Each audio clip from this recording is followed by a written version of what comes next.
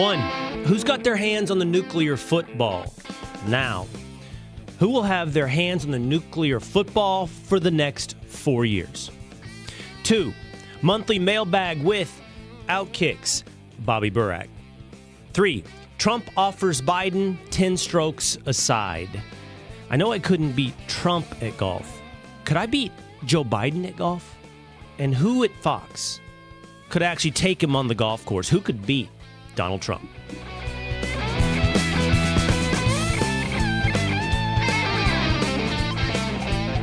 It is the Will Cain Show, streaming live at foxnews.com, on the Fox News YouTube channel and the Fox News Facebook page.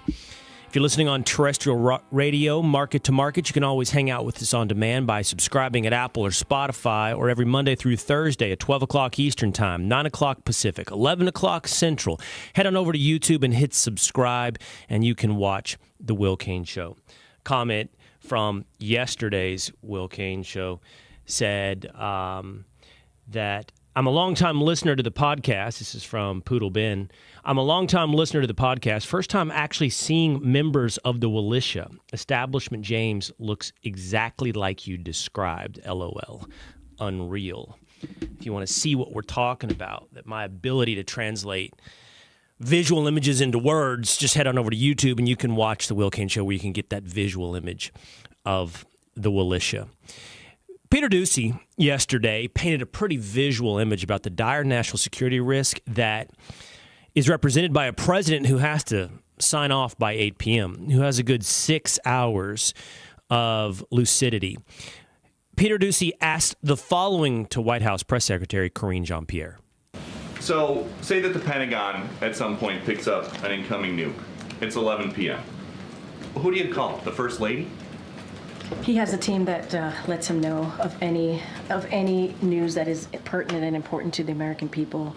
He has someone, or that is decided obviously with his National Security Council, on who gets to tell him that news. So Kevin McCarthy just said that when he was the speaker, many times when we had meetings in the Oval Office, Jill was there as well. When the First Lady's in these meetings, is she making decisions or is she just advising the president? No, the president is the president of the United States. He makes decisions. So who has their hands on the nuclear football? Is it, in fact, the First Lady of the United States? And more importantly, who will have their hands on the nuclear football for the next 4 years? Let's get into that with story number 1. It is a clear national security risk for the President of the United States to be senile. It is a clear national security risk for the President of the United States to need 16 hours of sleep. It's a clear national security risk if the President of the United States requires performance-enhancing drugs to be at the top of his game. It's a clear national security risk if the President can not only fail to complete sentences, but fail to form complete thoughts. It is a clear national security risk if the President of the United States has Parkinson's. I discussed this last Friday night while filling in on Jesse Watters' Primetime with former Trump administration official Victoria Coates. I only have like a minute left here, Victoria, but I guess I'm just kind of curious about the mechanics. The phone rings in the middle of the night. There's an international crisis, or it doesn't even have to be the middle of the night, as can be clear. It could just be after dinner. And Joe can't make a quick decision. So who runs the American response to an international crisis? That's what we're all very concerned about. I guess right now it's Dr. Jill or it's Hunter Biden, and I never saw this with President Trump. He was always available for us, and this is deeply dangerous for the American people. Hunter Biden is making the call on decisions that could end up in world or nuclear war. Hunter Biden.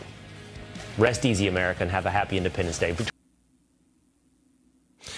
Do I need ghostwriting credit on Peter Doocy's questions to Karine Jean-Pierre? That was 3 days before, and that was uncanny. 2-a-days. Young Establishment James. Is there some royalty payment that I've missed out on? Was that not 3 days ahead of time? Somebody get Doocy on the phone. I need to find out. 2-a-days. Was he watching Jesse Watters' Primetime? He must have been. I think so. Right? Yeah. I mean, is right on the money, right on time. Had to have been. We'll get on I didn't even know that before we're going to play that clip. We'll get Doocy on the phone. Right. What's going on here? We should. I feel like that deserved in the gallery a as asked by my colleague Will Cain. It was implied. Does Hunter Biden control the nuclear football? Here's the thing about when I said that on Friday night. When I said that on Friday night, as you saw, if you're watching us today on YouTube or Facebook, a little graphic came up, decoding Fox News. Now, this is probably something my bosses won't want me to even acknowledge, but there's an ecosystem of trolls that basically, I don't know if they are paid or if they sit around with Cheeto dust on their bellies, hate watching Fox News, and then posting that. And by the way, I don't care if you're male or female. I know you have Cheeto dust on your bellies as you hate watch Fox News and post stuff onto the internet.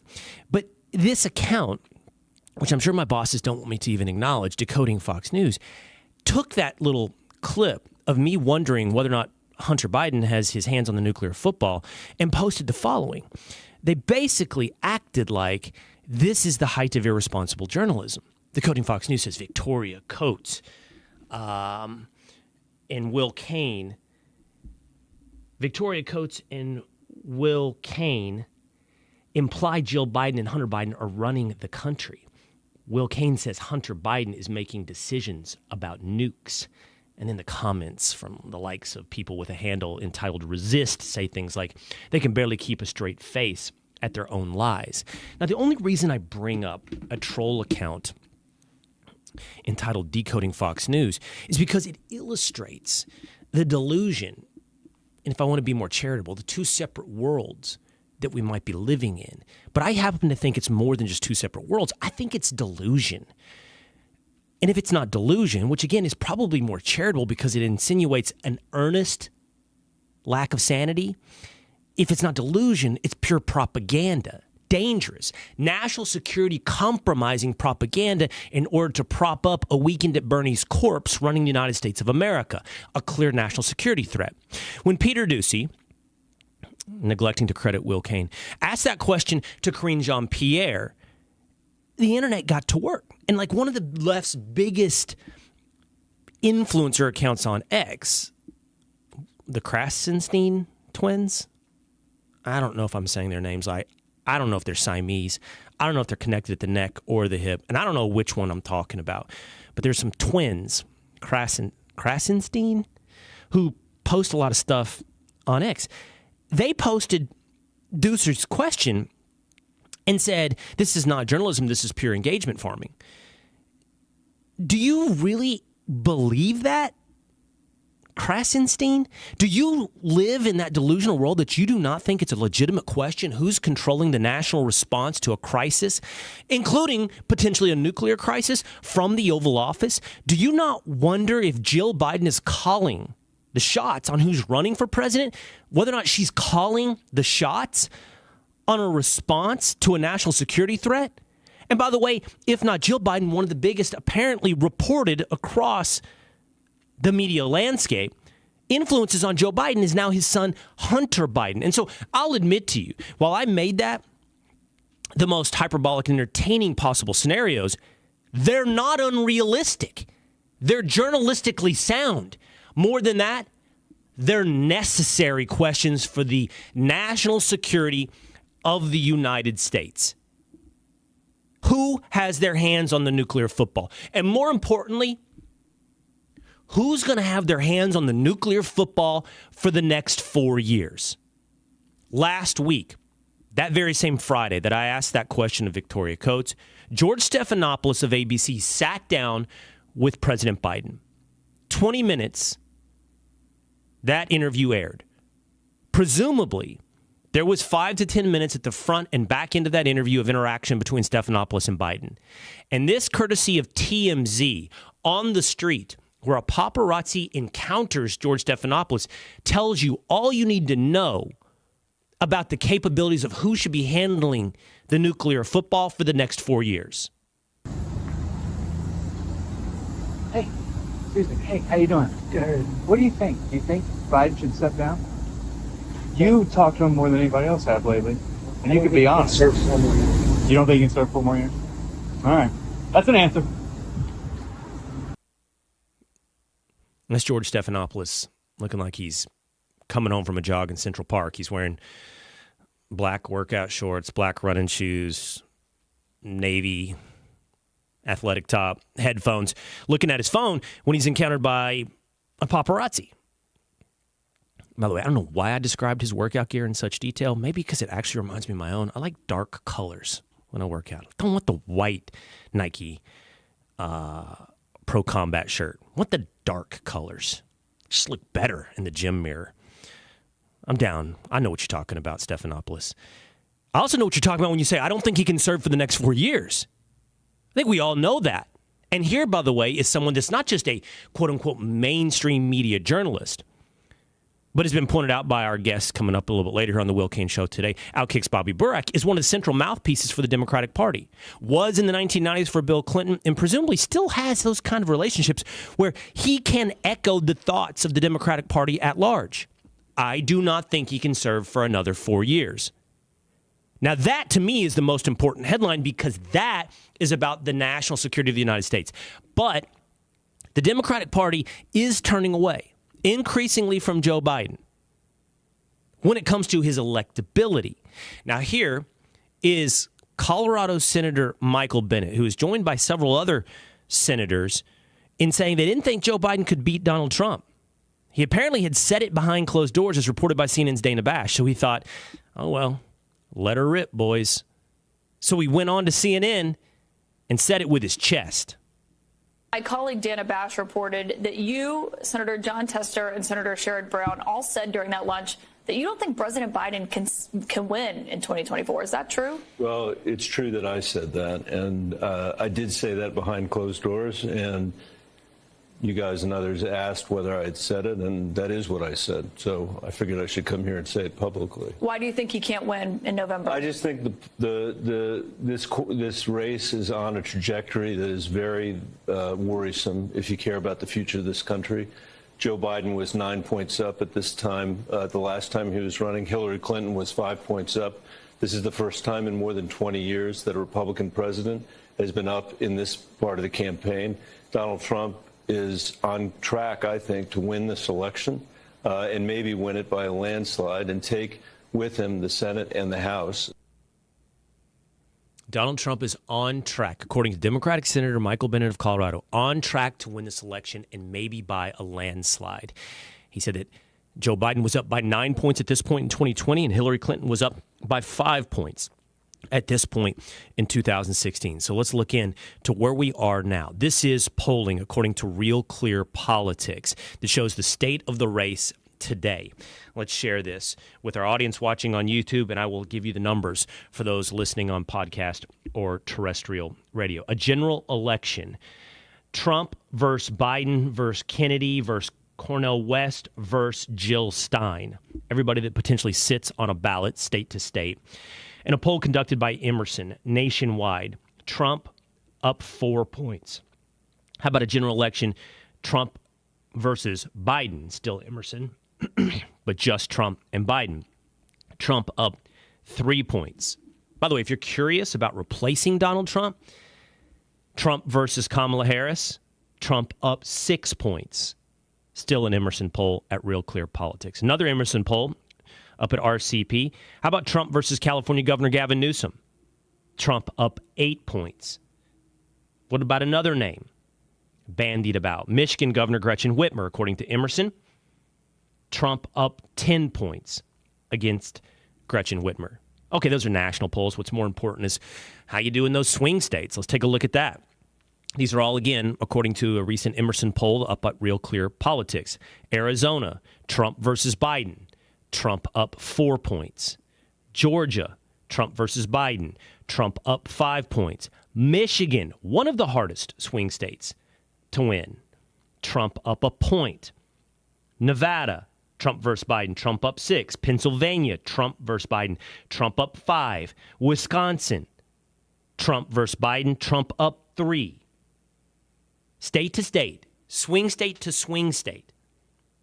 National polling echoes what was just said there by Colorado Senator Michael Bennet. But again, that's not the most important thing. The most important thing is not who can win an election, but who can actually run the United States. Because it appears, despite this polling, that the Democrats are going to stick with Joe Biden. Take a look at the betting markets right now.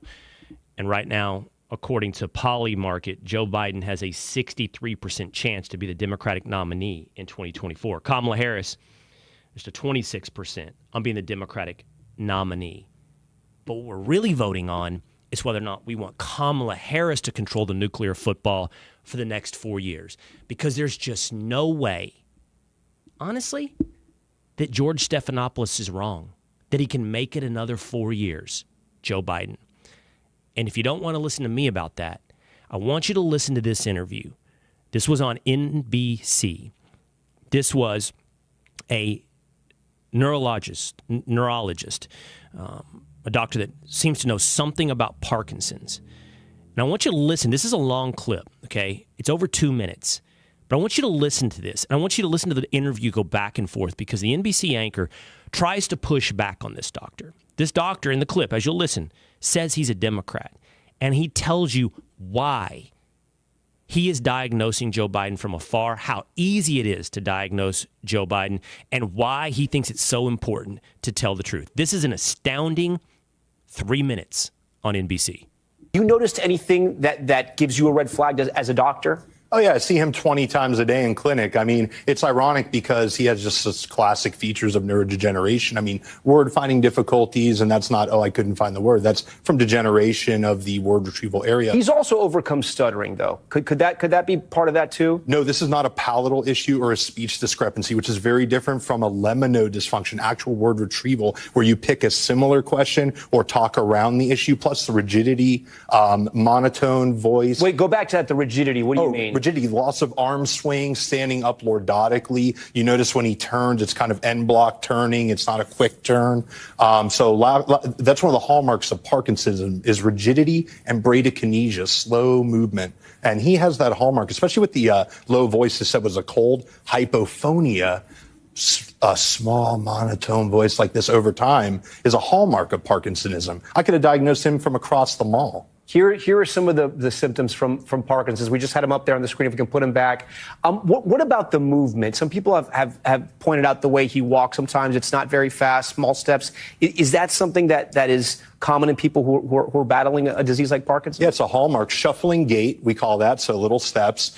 Loss of arm swing from the rigidity. When we walk, we have a nice cadence. You notice he doesn't really swing his arms. And end block turning, meaning he kind of pivots around his foot. If you said, hey, President Biden, he wouldn't go like this. So, yeah. But I also know, and tell me if I'm wrong here, it's very hard to diagnose Parkinson's, isn't it? It's not simple. I mean, I've heard that it can be. It's one of the easier movement disorders to diagnose, actually. Right, but it's so clinic. There's very little other. And I'm a Democrat. I always say about this. Right. It's just like this guy is not a hard case. But I've had relatives who have gone through neurological issues, and I've heard that sometimes Parkinson's is not very easy to nail. You have to take a lot of tests. It's early on. If you're just presented with like hallucinations, that could be a variety of things, or just the cognitive problems. That could be Alzheimer's versus Parkinsonism, and that becomes a little nebulous. But once you start manifesting the hallmark motor symptoms, right, slow movement, rigidity, mass facies, hypophonia. I mean, if a med student did not pick Parkinson's on the test,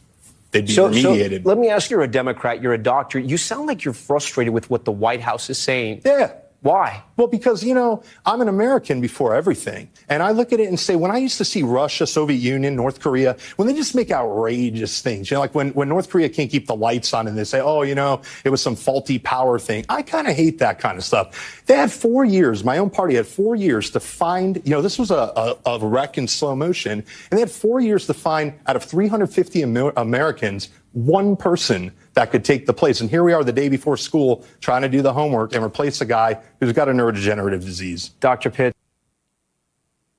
Just a stunning in that a stark truth laid bare on the table, attempted to be rejected like a snooty customer sending back a meal, but the waiter says, "Sir, this is what you ordered." Stunning in that it's stark obviousness as it sits on the table, a diagnosis of Joe Biden. Did you think that description was vivid? EVL likes my vivid descriptions. I'm just reading a comment on YouTube. Hey, Will, can you describe Stephanopoulos' outfit a little more? You're welcome, EVL. And left-handed says, I love dark colors too, LOL. High five, left-handed. We both like dark colors. That doctor on NBC said the following: I could diagnose him across the mall. It's one of the easier diagnoses, not a hard case. You should have seen his face if you're listening on radio or on podcast when the anchor attempted to say, isn't it hard to diagnose Parkinson's? Audibly, you might have heard him go, eh. His face made the upside down smile thing, raised his eyebrows and looked to the side like, nope. I could diagnose him across the mall. He says, and he gives you the symptoms, all of which fit Joe Biden to a T. Trouble finding words, word retrieval. But don't you think it's stuttering? One of the biggest North Korea-style propaganda attempts over the past several years. He's got a stutter. He said, no, it's not a stuttering problem. It's a word retrieval problem. Rigidity, the lack of an arm swing, the mask on his face, monotone, small, low voice. It's all Joe Biden. And why is this guy who says he is a Democrat telling you the truth? Sir, this is what you ordered. This is your president. Because he said, I don't want to live in North Korea when they run a propaganda machine to tell you not just a lie or to hide from you the truth, but to ensure that they tell you a lie. He said, because before I'm a Democrat, I'm an American. So, to answer our question, who controls the nuclear football now? It looks like the First Lady of the United States. And who is to control the nuclear football for the next 4 years? Well, if you elect Joe Biden, it looks like the answer would be Vice President Kamala Harris. Let's break all this down. Plus, a monthly mailbag with Outkick's Bobby Burack next on The Will Cain Show.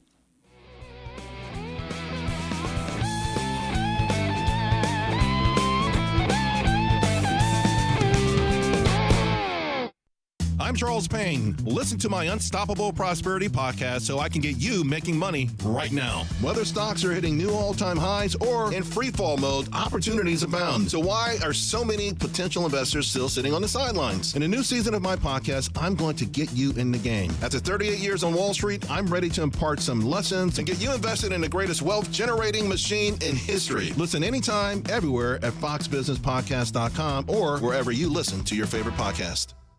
The stage is set. The party is ready. We will fight for America like no one has ever fought before. And history will be made. The Republican National Convention, live from Milwaukee on Fox News Radio. This is Democracy 24 coverage you won't hear anywhere else from the #1 name in news. Plus special analysis from the voices America trusts. The Republican National Convention, starting Monday. Download the Fox News app and click listen at 7 p.m. Eastern.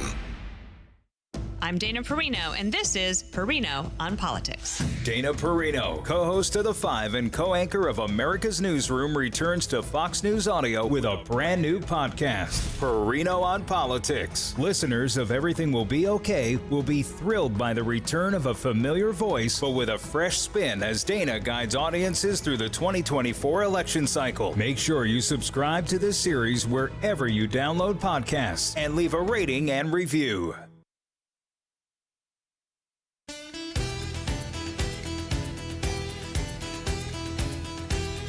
The Ridge on YouTube says, I have been thinking since the rally last night, Trump will still beat Biden at golf, even if they play Wii golf. Did I read that right? 2 days? Is the Ridge saying that Trump could beat Biden even at Wii golf? Yeah, that's exactly what he's saying. Wii golf, that would be fun to watch, actually. I disagree. That would be boring. But Bryson DeChambeau has offered up his YouTube channel as a Trump versus Biden golf extravaganza, which I might tune in for. And by the way, who has a Wii with NCAA College Football 25 coming out? We had a pre-show debate about whether or not you are a PlayStation or Xbox dude. We're going to have to figure that out soon because I do think I'm going to buy NCAA, EA's College Football Game 2025. I'll add that to my rotation, making it 2 video games that I play. FIFA and college football. It is the Will Cain Show, streaming live at foxnews.com, the Fox News Facebook page, and the Fox News YouTube channel. Come hang out with us every day. Our audience is growing. Right now, by the way, we are going head-to-head with a live press conference from Joe Biden. double his audience. Is the audience right now for the Will Cain Show. And we're going head-to-head with Alec Baldwin live in trial camera. Triple his audience right here on the Will Cain Show. And if you're listening on terrestrial radio, just hit subscribe at Apple or Spotify, and you can listen to us, whether or not you're stuck in traffic or, as the guys like to note, big fan of this, whether or not you're walking on the treadmill. Just subscribe to the Will Cain Show. He is a columnist at Outkick.com. He's a friend of the Will Cain Show, and he is Bobby Burack. What's up, man? Will, happy to be here. I enjoyed the monologue on Stephanopoulos' outfit. That was pretty well done. Yeah, well, I just like to leave the audience with no questions. Strong visual paintings we paint here on the Will Cain Show. Bobby, before we get into a monthly mailbag, you have a column up. You were texting me about your column, which I read. I think you had the unfortunate circumstance, I'm being real with you out loud right now, of writing a column about AI and climate change in the middle of a news cycle where only people care about whether or not the President of the United States is mentally incapacitated. But nonetheless, it was still fascinating. And I think, tell me if I'm characterizing this correctly, you have used AI as a way to point out the hypocrisy and inauthenticity of the climate change cult. The AI promises to draw on our national power grid to such an extent that if you're truly a climate apocalyptic cultist, you'd be worried about AI. But the same people that tell us not to drive gas-powered vehicles fly in their private planes and are gearing up for the AI revolution. Yeah, I mean, as a practical matter, AI is not sustainable as far as the energy it demands. When I started this process, the research was so astounding to me. Will, these Silicon Valley data centers that power AI, they use as much energy as entire nations. They use more electricity than Japan, Ireland, the Netherlands. And the hypocrisy is really shown by the three people who are behind the push for AI are Bill Gates, Jeff Bezos, Mark Zuckerberg, three of the leading funders for climate change activists and movements and organizations. Yet these three people are fracturing the power grid. If this continues and we don't stop AI from using so much energy via legislation, there will be parts of the globe, maybe even in America, that experience energy blackouts. Remember New York City in 1977 when they lost power? That's what we're heading towards if somebody doesn't stop these tech tyrants from sucking up so much energy and using far more than should be available and allocated for their projects. Well, your apocalyptic or dystopian prediction is true if we don't also, in turn, just unleash energy. I mean, I have to say, as everyone constantly, sometimes it's a turnoff because it sounds like a political cliche, but everything, all above the line. Like, we need to unleash nuclear. And I've read about what we should do with nuclear in terms of AI. Like, we have all this regulatory process that basically ends up with building massive nuclear plants that take years and years to come online, while other countries like France, I think, build small nuclear plants like that you can get up and running and power a single city or whatever the demands might be. But we need to get nuclear facilities up and running. We need, obviously, oil and gas. And if you find it, capable of working without subsidies, yeah, fine. I hate the windmills. I actually hate the windmills. Some of my favorite ranch land in Texas is covered up in windmills. But whatever, we need the energy. Wealth and energy hand in hand. One in the same. Look at countries that do well, and they consume energy. But here's where I'd push back. And you're right logically about how to withstand this, but we shouldn't do this because AI in and of itself is a very concerning development. Now, we focus so much on AI. That's not really the headline here. It's an offshoot of AI called AGI, which is artificial general intelligence. And this is designed to replace people with smarter than human intelligence, which is via robots. And I lay it out in the piece there. There are some really scary prospects that this could lead to, including sex robots, automated teachers, police officers that can give you tickets, and security guards that can check your ID and manhandle you if you break the rules or try to pass them. You're not stopping this, Burack. What? You can't put your finger in the dike of this dam. I'm sorry. That horse is out of the barn. You can't turn it back. You got a better chance of unleashing energy above the board, and you got a better chance of getting nuclear plants up and running than you do of stopping AI. Well, if you have a neighbor who's an AGI robot, aren't you moving well out of your neighborhood? I mean, because here's the thing. This technology is moving. I don't know yet. Than the research for it. So we're going to unleash these robots and not even be prepared to challenge them and fight back against them. So maybe we can't stop Well, it sounds like, according to your column, all we have to do is turn off the power grid. If there's such a threat, they better figure out how to work around our energy problems. Hold on. Here's the big thing. You and I are going to lose power. Bezos, Zuckerberg, and Gates, they're not losing power. So you and I aren't going to have access to power grid. The robots will. That's what's so frightening here. I'm going to find that off switch on those robots, and it may come at the end of a 9mm barrel, but I'm going to find the off switch on those robots. By the way, you can check out Bobby's column. It's over at Outkick.com if you want to not just look into the hypocrisy, but his dystopian view of the future when it comes to AI. But I want to move to this, Bobby. You've got some questions for us. You got a mailbag, something we want to do here on the Will Cain Show.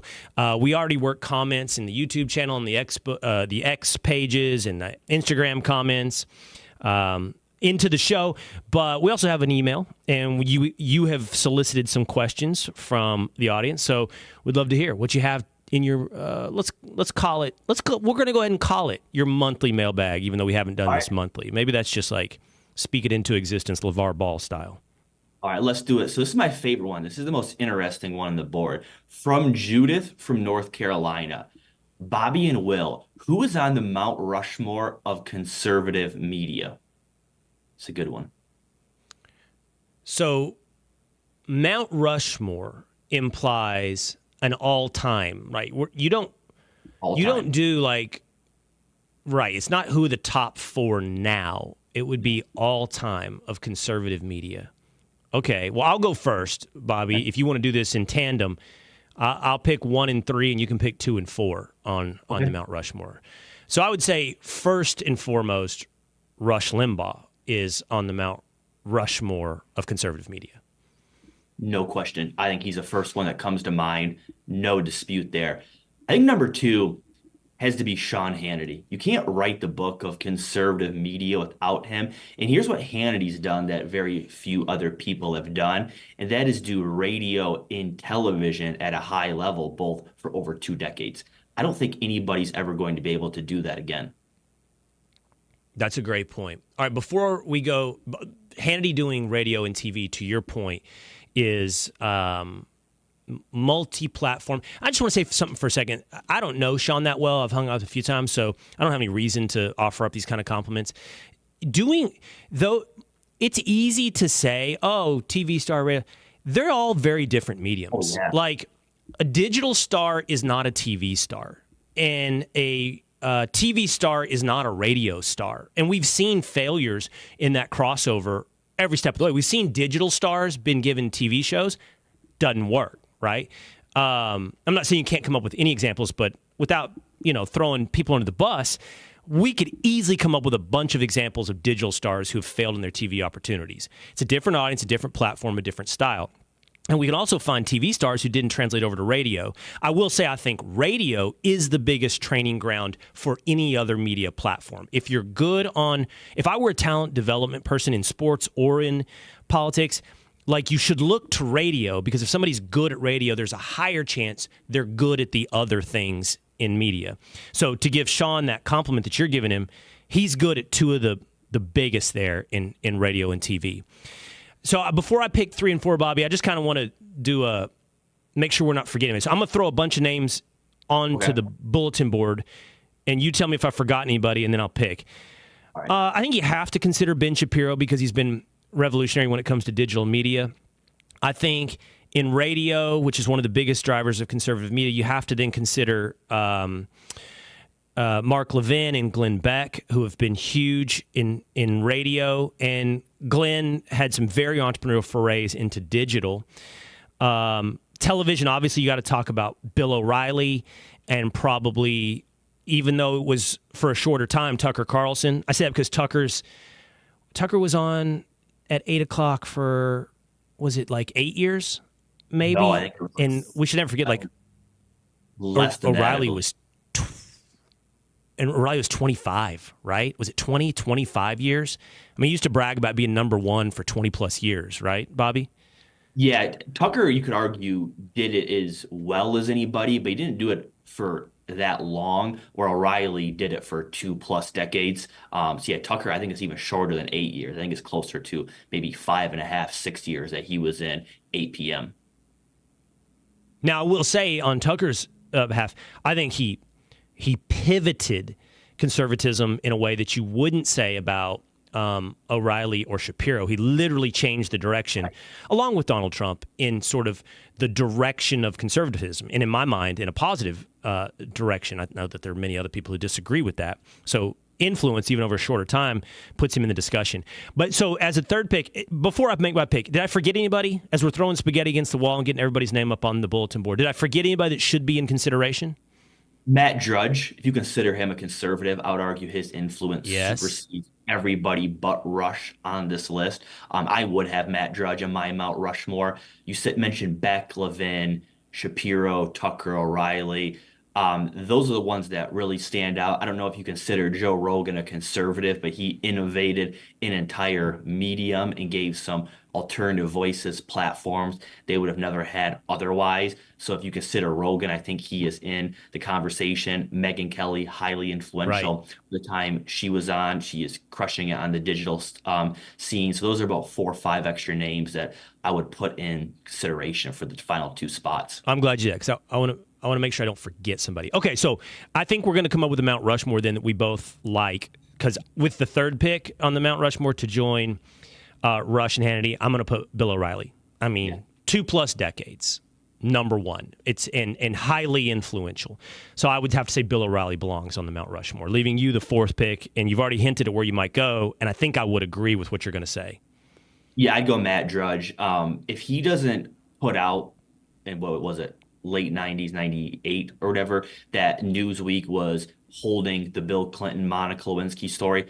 Well, I don't know if it ever comes out. Maybe it does in a very truncated version. We probably don't get the details we have now. That's the type of reporting that is so hard to capitalize on because you have to have such trustworthy sources. So that would be my Mount Rushmore as well. Rush, Hannity, and O'Reilly, who I think probably did this thing we're all doing the best. If you were to ask me who to study, who is the best broadcaster ever in this space, I would lean O'Reilly, thus putting him the third face on the mountain. And I'd finish out with Matt Drudge. But Beck and Shapiro would be close to me because they were able to branch out and build their own brands, which everybody is trying to do, including some of the names we mentioned that are still in traditional media. I think it's a good Mount Rushmore. I agree. All right, what else do you have from the mailbag? All right, this is from Brian. How important was David Axelrod's comments that Biden can't win the election? Well, I saw you tweet this or post on X. We got to get a new verb. This is one of the biggest problems with Elon Musk's rebranding is he lost his verb. I saw you post this, Bobby, and I hinted at it a little bit earlier in my opening monologue of the Will Cain Show.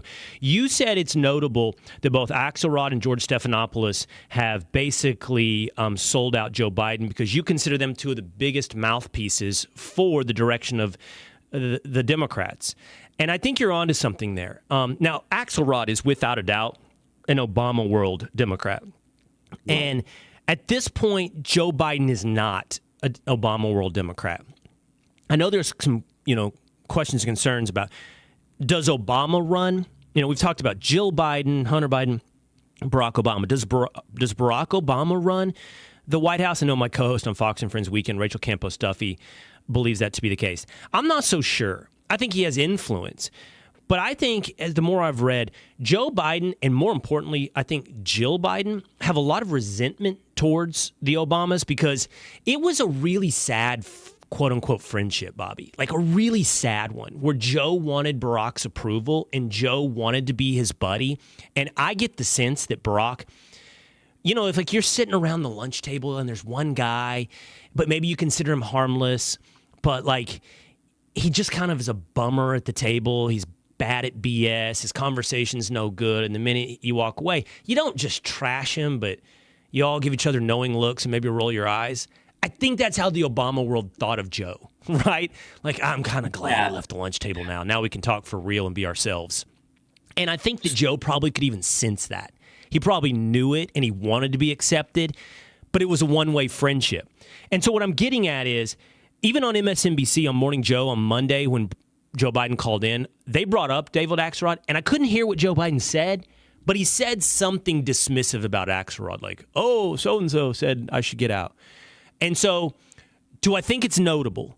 I do, because I think David Axelrod influences a lot of the Democratic world, including the Obama world. But at this point, even though it's a smaller portion of the Democrat world, I'm not sure how much influence he has over Biden world.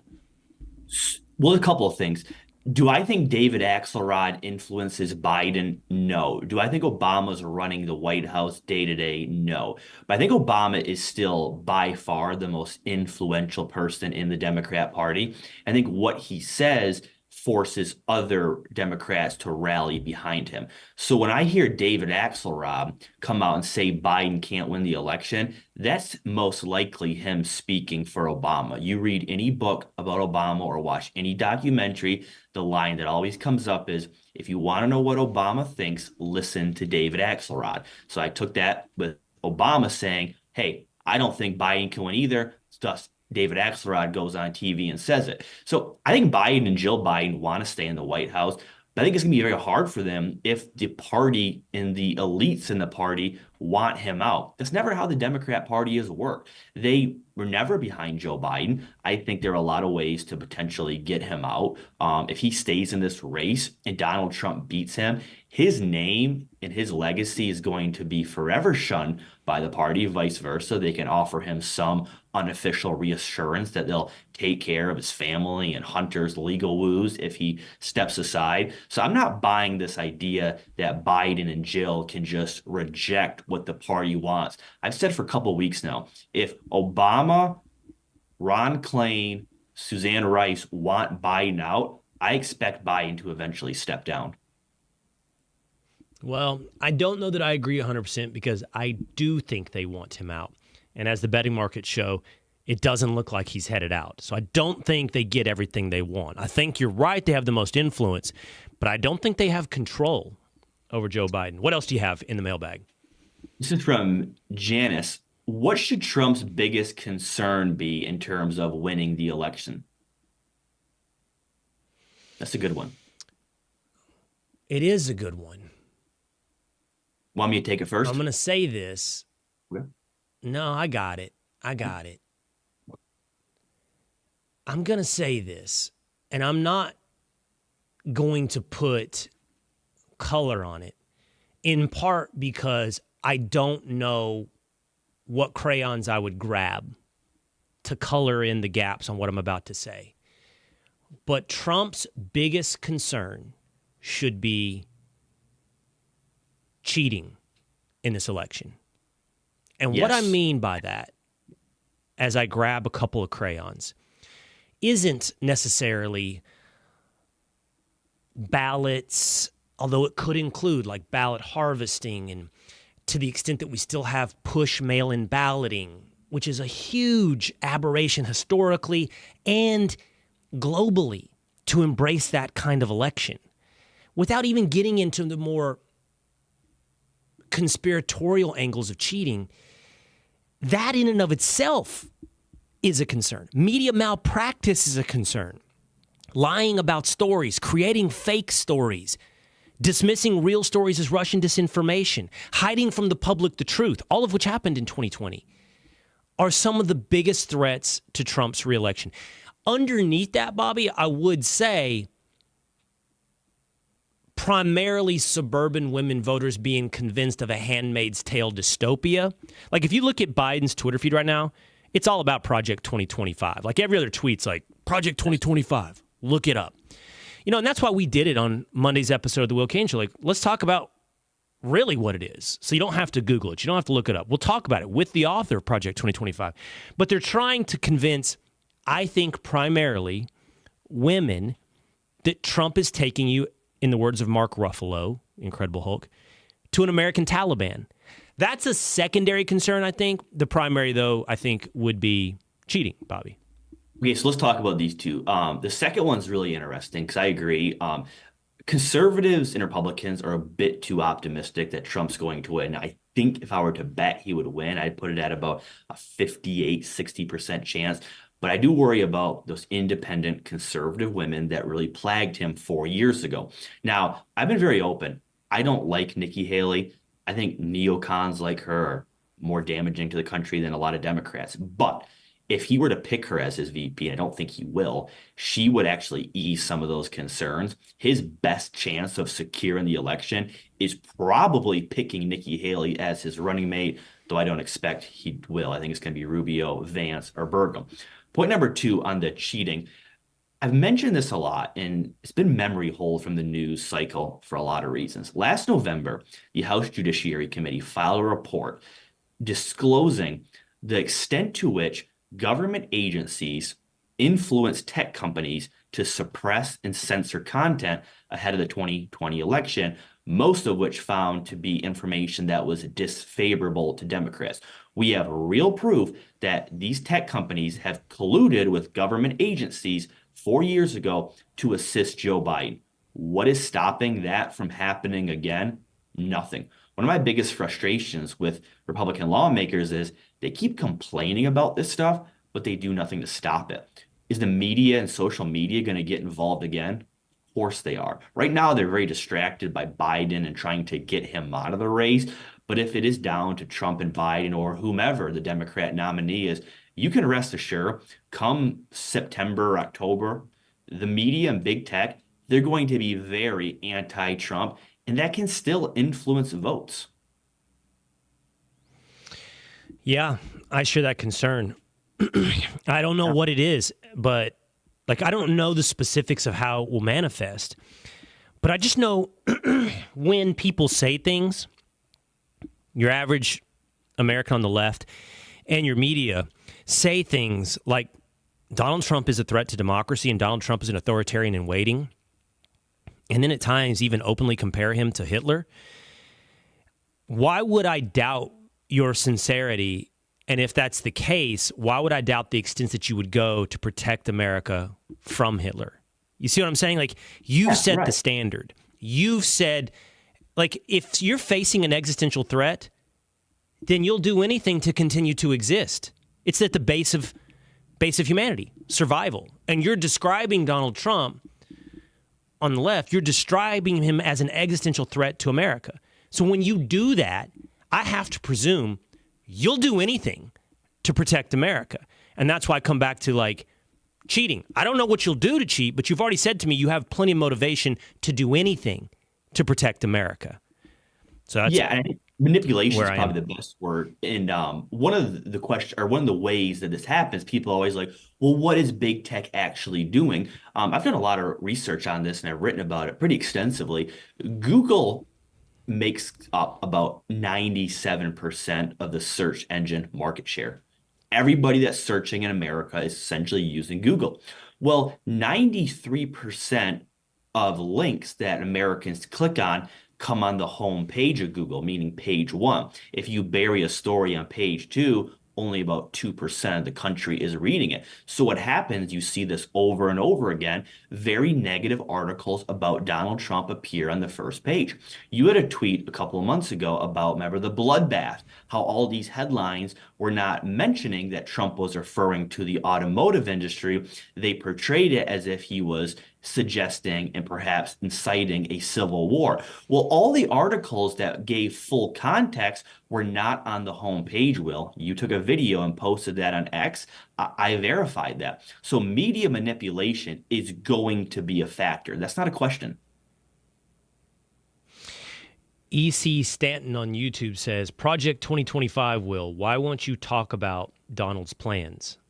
Well, I presume, EC, you're coming from the left. What I would say to you is, I talked about Project 2025 on Monday, which is independent of Donald Trump. It's a suggestive exercise in policy and personnel for the future of the country. Donald Trump separately has talked about his plans. I mean, I spent an hour and a half with him. He spent an hour on the All In podcast where he was asked about various kinds of policy. Now, EC, I would ask, have you listened to any of that? Like, have you listened to him in his own words, or have you only listened to echoes and rumors about what he had to say, repetitions from the likes of John Oliver, Jon Stewart? Because if you listen to the All In podcast, for example, he will say directly, I do not support a national abortion ban. He will talk in specificity about a ton of policies that he supports or declines to support. So I would just suggest you maybe go more direct source. And if you want direct source from me, go to Monday. The 13th Apostle says on YouTube, I think Will, Pete, and Rachel should be a triple bust on the side of the mountain. Never miss a show. Back to our debate over the Mount Rushmore of conservative media. Pretty good. All right, so that's one a great final mailbag. What's All right, that? hit me with the last question, Bobby Burack. All right, this is a sports one. What does Patrick Mahomes, or when does Patrick Mahomes versus Tom Brady officially become a debate? That comes from us via Daniel. A debate over what? The best quarterback of all time, the GOAT? I assume that's what he means. I guess the LeBron Jordan football version. Right. Okay, so quickly. I do not believe that it is a sheer numbers game. I do not believe that Patrick Mahomes simply has to acquire the same amount of Super Bowl victories as Tom Brady to put himself in the debate over who is the GOAT. I believe that he can get into a certain range of victories, and then you start taking the totality, which can include, by the way, Super Bowl losses, and stats and longevity and all of these things. So when does it... What does Mahomes have? Does he have 3 right now? 3 Super Bowls, 6 years, 4 Super Bowl appearances. Never has not made the AFC Championship game. The worst result he's had is twice, which is losing in the AFC Championship game in overtime. By the way, we had some friends over for dinner last night.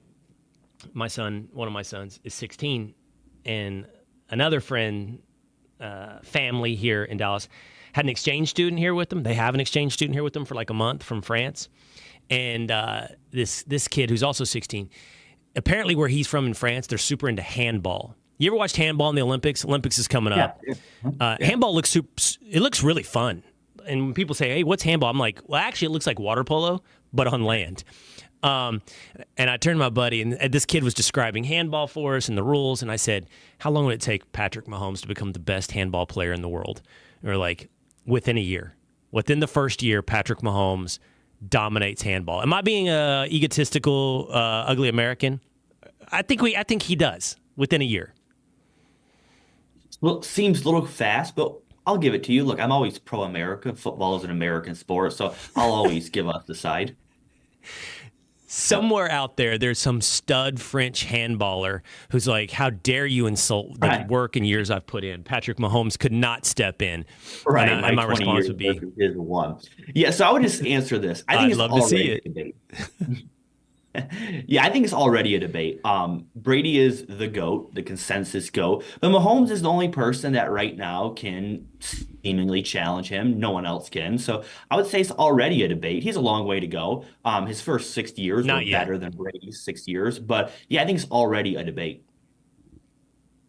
I think one more. That's what I think. I'm not just giving a call. I think one more Super Bowl victory. Put him at 4. Brady's at 7. 2 separate franchises, which is huge, by the way, in this debate. Yeah. Because it takes him out of the system argument. It takes him out of the Brady-Belichick argument. And theoretically, technically, you could make that argument when it comes to Mahomes and Reed and Kansas City and comfortable environments. They did that with Messi and Ronaldo. Like, they give Ronaldo credit that he switched teams and kept winning, where Messi only stayed at Barcelona for a while. And so Brady's got a lot. He's got 7. He's got 2 franchises. He's got all those years. Mahomes, in a short period, to your point, has racked up a lot. One more, 4 Super Bowl victories with that resume. I've said before, I think Mahomes is in the Montana debate right now. Not yet at the Brady debate. But one more, and we can start putting him in the Brady debate. I agree. Good stuff. Bobby Burack of Outkick. Check out his column at Outkick.com. That was a fun mailbag. Man, check him out at X. Great to have you here on the Will Cain Show. Hey, Will. Always appreciate it. All right, so 10 strokes aside, that's what Donald Trump is offering Joe Biden. He's offered up $1 million to take him up on his golf challenge. And here comes the real debate. I know I couldn't beat Trump. Could I beat Joe Biden in golf? And who at Fox could actually beat Donald Trump? Next on the Will Cain Show.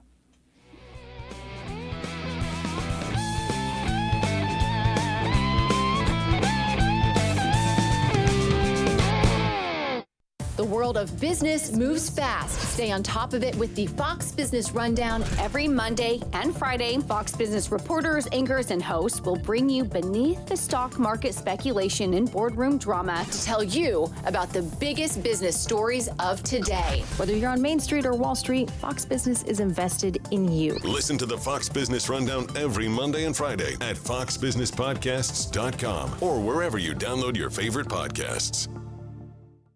The stage is set. The party is ready. We will fight for America like no one has ever fought before. And history will be made. The Republican National Convention, live from Milwaukee on Fox News Radio. This is Democracy 24 coverage you won't hear anywhere else from the #1 name in news, plus special analysis from the Voices America trusts. The Republican National Convention starting July 15th. Find out more at foxnewsradio.com. The world of business moves fast. Stay on top of it with the Fox Business Rundown. Every Monday and Friday, Fox Business reporters, anchors, and hosts will bring you beneath the stock market speculation and boardroom drama to tell you about the biggest business stories of today. Whether you're on Main Street or Wall Street, Fox Business is invested in you. Listen to the Fox Business Rundown every Monday and Friday at foxbusinesspodcasts.com, Apple, Spotify, or wherever you download your favorite podcasts.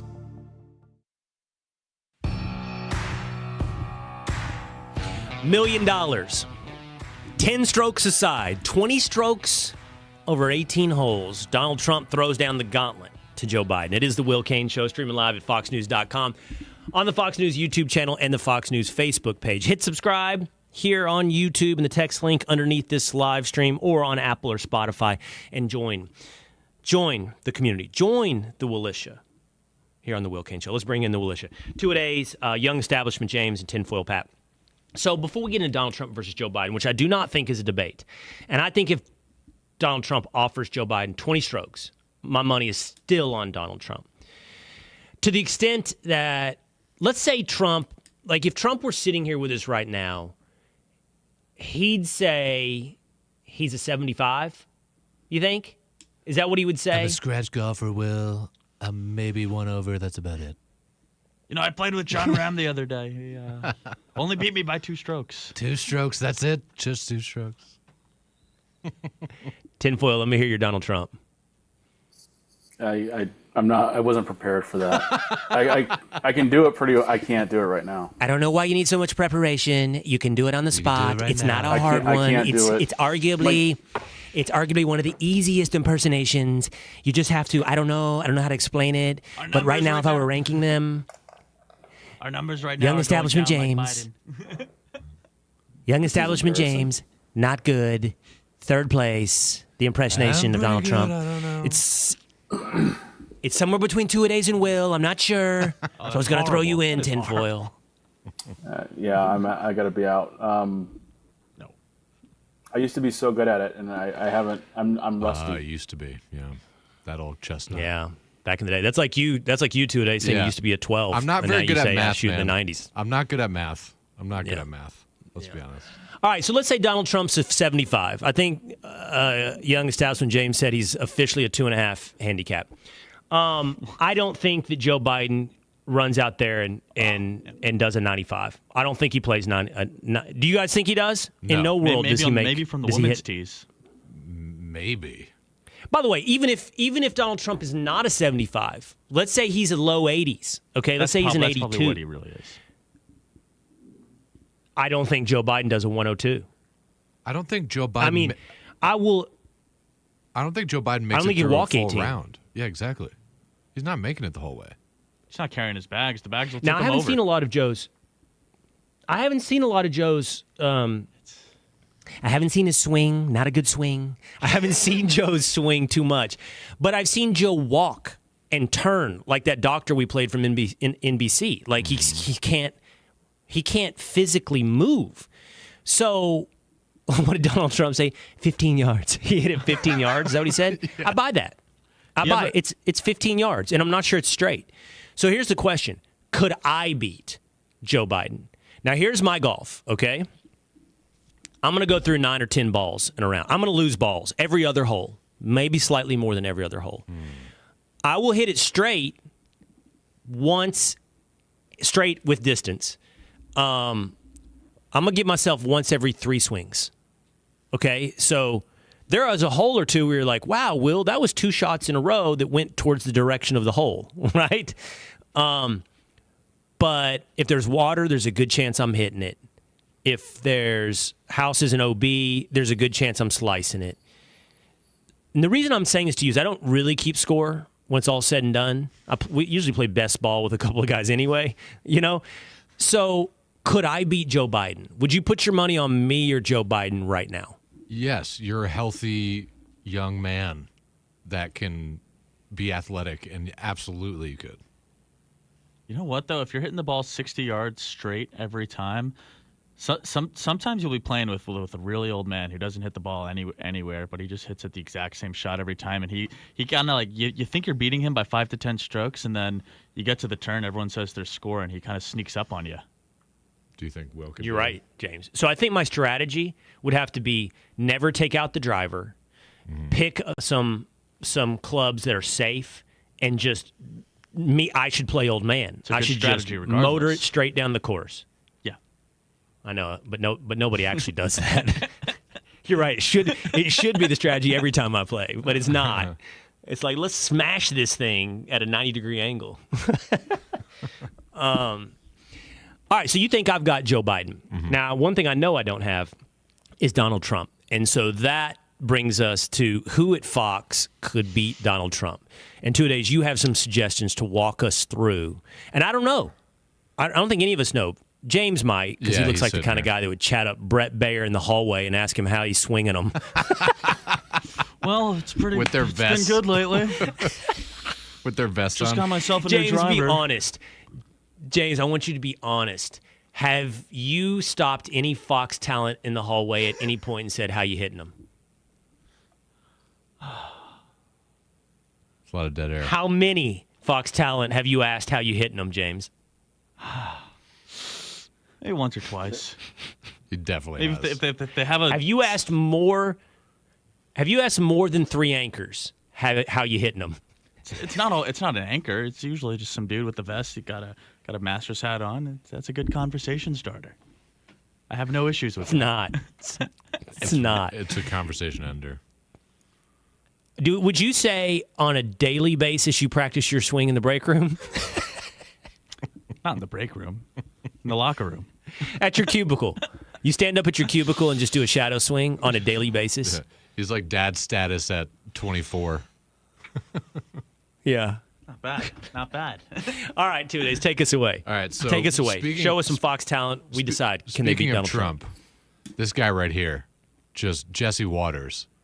He looks like he can take it down on the course. You know what I'm saying? Just Jesse Waters, the personification, like lacrosse in human form. Yes. And he's standing there with the Trumps as well. Waters is probably the guy that had the golf course membership at a young age, but just didn't want to go with his dad out on a Saturday morning. True. Look, he was too busy, man, at the lacrosse tournament. How good was Waters at lacrosse? I'd like to know. I know he played lacrosse, and he looks like lacrosse. He does. How good was he? Can we look that up? Can you guys get on that? Google it. Like, there's got to be some. He's mid-40s. Got to be his max prep. There's got to be some like 03, 04 lacrosse rankings, and see if we can find Jesse Waters. He's from Long Island too, right? Yeah. That's like, it all adds up. Must have been good. Does Jesse Waters beat Donald Trump at golf? My answer is no. I do not think he does. Okay. Looks he beats like me. He might. Yeah, he beats I'm going to say Jesse Waters. He might. I don't know about you 2 days. Yeah. I don't know what James shoots. I'm going to say Jesse's a low 90s guy. That's what I'm going to say. I have my driving statistics up on my phone. No one cares. Okay. All right, next person. All right, who you got? I feel like Sandra Smith. I feel like she would be a good golfer. A good one. You know what I'm saying? I think you're right. I think yes. Yeah, she's a Westchester person. I feel like she has a country club membership. Yep. She probably has a really nice swing, I feel like. I don't know. Do you have any other women in this rotation? I do. Because I want to ask a question. You do. Okay, who's your other woman? Can you throw them up right now? What other women did you throw in this Ainsley debate? Earhart I want to have with Tim Tebow. Okay. On the course. Okay. Ainsley so I want to Earhart. have a sub debate. Is that it? These two women? These two women, yeah. Or did you throw? Okay, you didn't want to make sure you didn't throw in Martha McCallum. I didn't. Yeah. All right. So first of all, Sandra Smith versus Ainsley Earhart. I got all my money on Sandra. Yeah. All my money. Same. So Ainsley's out of the debate. Yep. Okay. So Ainsley versus Trump. Now Sandra versus Trump. And if I'm putting my money on any Fox female golfer, is it Sandra over Martha? Because there's something inside me that says Martha can golf. I forgot about Martha. I don't know what it is. I forgot about Martha. I think you're right. I think Sandra's got a killer instinct, though. Okay. So Sandra versus Trump. First of all, I'm going to go this far. I'm going Sandra over Jesse. Yeah. So I think this is a tougher call. Yes. Sandra Agreed. Smith's a better golfer than Jesse Waters. By the way, we know nothing. This is all off of appearance. None of them might play golf at all. Might not play It's golf. all very coded. I know very nothing. coded. I'm searching It's for all who Jesse's, looks more golfy. Yeah. By the way, the next person looks the most golfy out of this entire list. Yeah. Are you ready for this one? Not yet. No, I'm not. All Because Tinfoil has some Jesse Waters info for us on lacrosse. What do you have, Tinfoil? I'm not finding anything. I thought I had something, but it was a Jesse with an IE. Oh, from Roanoke. From 1979. So it's not looking well, that's good. not going to work. But one of his most recent images is him playing golf. So I don't know. I think he might be better than we think. All right, I'm still going Trump over Sandra Smith, but I believe we're in a 5 to 7 stroke range now. So I think Sandra is in striking distance. Yeah. But I think Trump beats Sandra Smith. Okay. I agree. Next. All right. This guy, Mr. Bill Hemmer. That's incredible. That's an incredible Bill outfit. Hemmer. Yeah. Look at that All right, visor. I've got some opinions here. He looks They're like going to surprise you. He looks like a 90s golfer in that. He does. He looks like he's buddies with Payne Stewart. Yes. Yes. He looks. Bill Hemmer looks like America.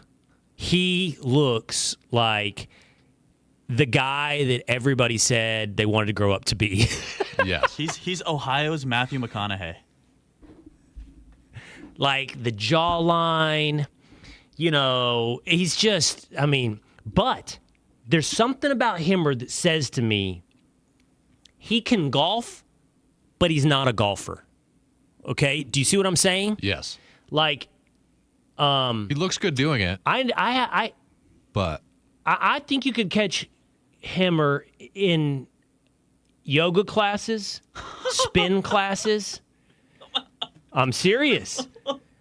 He takes care of himself, and I think he ensures that he takes care of himself so much that he's not going to spend half a day on a golf course. Do you see what I'm getting at here? Yeah. Like, he's almost in too good a shape to be really good at golf. If you walk around, you burn a shocking amount of calories.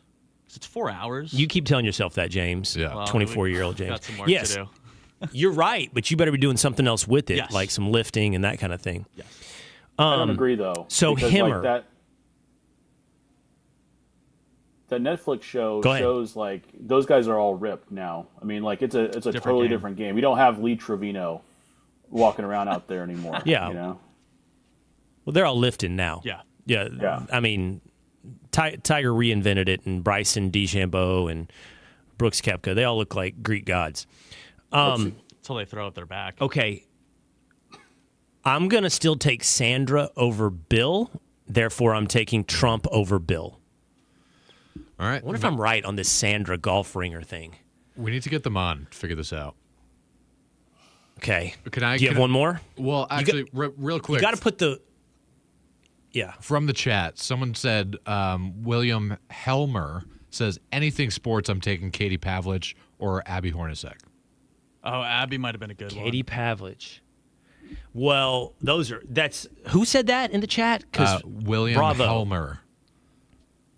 It could be Bill Hemmer. So let's deal. Abby. Abby for sure. Just spelled it. Abby is an athlete. Mm-hmm. I mean, and look, if we're being real, her dad is like, in the top 0.01% of athletics, and it's genetic. Yeah. And I've seen Abby shoot a basketball. I mean, Abby, I don't know if she can golf, but I'm just going to bet on that athleticism that Abby's probably if she's played a dozen times, she's better than me. You know what I mean? Mm-hmm. And she's better than most people. Katie, I don't know anything about Katie's athleticism. She's so into hunting that's her, kind of image. I don't know anything about, did Katie play sports in high school? I feel like people also, they either hunt or they golf. It's one or the other. Very rare you get the combo. A lot of time. All right. I have one You more. haven't taken us. I don't know how many you have left, but there's a couple of guys we got to get in here because it becomes a real debate with Trump. There's two of them. Okay. What do you got next? 2 days. No, you do yours. I have something just kind of funny for the end, and we'll end with that. Okay. You did not bring up. There's two, James says. Okay. The most obvious one we're going to save for last. So don't name the most obvious one, James. Who's the one I'm forgetting? Trey Gowdy. Oh, yeah, I wouldn't have thought about Trey. Trey is world's he's registered in at a 1.7. He claims to be scratch. And so that's a little better than Trump. And people who have played with him say he's even or around breaking even every time. He's hard to book for our show because we have him on Monday. We could ask him. I mean, yeah. So. Oh, we have him on Monday? Yes, we do. Right? Okay. All right. Yeah, I know what you're getting at, Tinfoil. We had to pull him off the golf course to get him on our show that day. And Trey has anti-golf hair. Remember, I'm doing this not off of inside information. I'm doing this off of looks. I'm doing this off the most shallow possible analysis. And Trey, with his varying hip hairstyles, does not read golf. And I'm going to ask Trey about this when we get him on Monday. His latest hairstyle, what has he got going on? Like, it's almost a mohawk, but it's not. It's like it only is. It's got verticality, but only down the middle. And so I need to find out what he's going with lately with his hair. So setting aside Trey, the most obvious Fox golfer, I think, is Special Reports Brett Baer. Mm-hmm.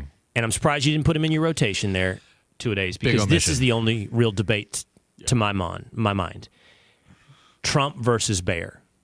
And I don't even know Baer's scorecard, but I know the pants that he wears on the golf course. And if you wear those pants, you have to be good. You have to be. You either have to be good or you have to be the dude that's like, woo, where are the Busch Lights? The guy that's going to drink 12 on the course that day. Okay, so I don't picture that being Brett Baer, like shotgunning beers on the third hole. So my guess is he's really good at golf. And on that one, I think I'm taking Brett Baer over Donald Trump. He played in college, too. There's a great saying. He told us you got to be one of three things if you get invited to the golf course. You got to play fast, you got to be a good time, or you got to be really good. Or two of those three things. Any combo works, but if you don't have one of those three, just one. It's either one or two. I got nothing. Okay, That's why I always default to having a good time, being a good time, because I know I'm not good. Or play fast. And I'm chasing balls, so I'm not fast. And by the way, I don't like letting go of balls. So I will search for them for a little bit. That's killer. You got to go. I'm thrifty. Just buy the cheap ones. I also will ball scrounge. If I find somebody else's ball, that one's going in on the edges. That one's going in the pocket because I know I'm going to need it. Everybody loses them in the same All right, places. this has been. Everybody does? Oh, that's good to know for the future. Thank you, James. I have one more picture, Will. Oh, you got a surprise for me. Okay. Yeah. This guy just looks the part. If you can really believe that. Mr. Will Cain. It's me. Look at that golf shirt. That's a 90s look right there. You accuse me of dressing golf, even though I'm not a golfer. All the time. You'd show up to the course, you'd meet this guy, and you think, oh, wow, we're in for a good one today. This guy's going to be good. Such a disappointment off the first tee. It'd be such a disappointment. I think it's just, what do you wear in the summer? Short sleeve, not a full button down that often. So button down to here with a collar, and before you know it, that's a golf shirt. You're talking to people who wear vests. What am I supposed to start wearing? I've heard Dallas is the biggest rising golf city in the country right now. Not even in Dallas do they wear vests in the summer. All right.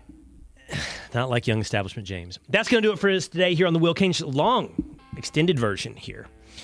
As we made our way through the news and some BS.